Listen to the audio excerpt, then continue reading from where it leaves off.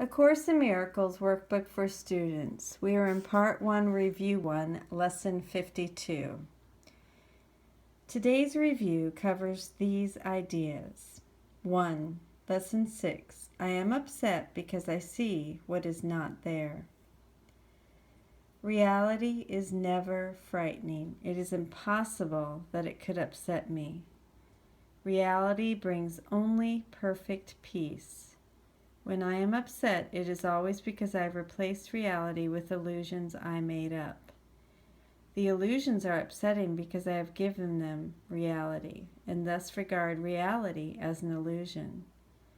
Nothing in God's creation is affected in any way by this confusion of mine.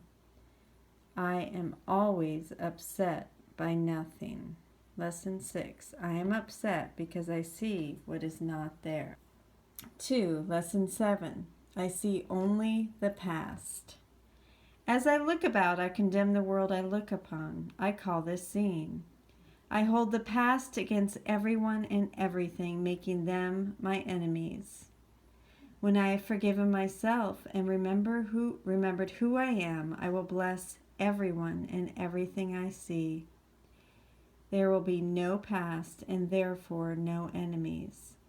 And I will look with love on all that I failed to see before. 2.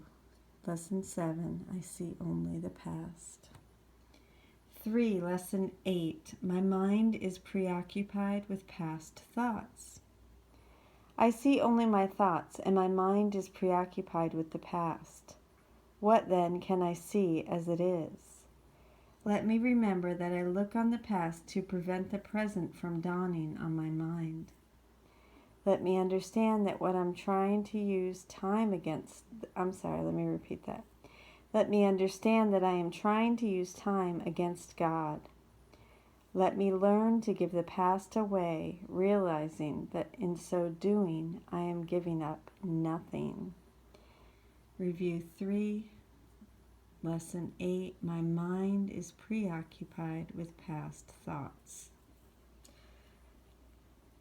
4. Lesson 9, I see nothing as it is now. If I see nothing as it is now, it can truly be said that I see nothing.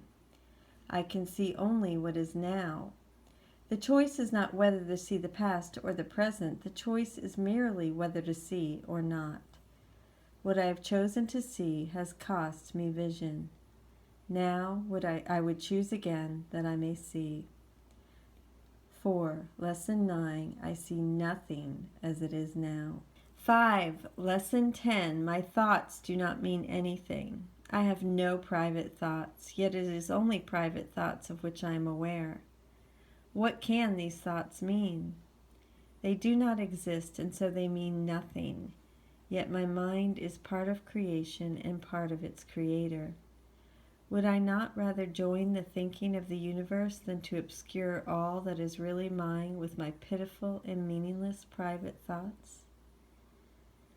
5. Lesson 10. My thoughts do not mean anything. I'm going to go ahead and read Alan Watson's and Robert Perry's Workbook Companion Commentaries on the Workbook for Students in my Tour to the Floor Up book. Lesson 52, February 21st. Review of Lesson 6. I am upset because I see what is not there. Lesson 7. I see only the past. Lesson 8. My mind is preoccupied with past thoughts. Lesson 9, I see nothing as it is now. And Lesson 10, my thoughts do not mean anything. Please read the practice instructions. I pinned them to the top of my page, so please read and listen to those if you forget. Commentary.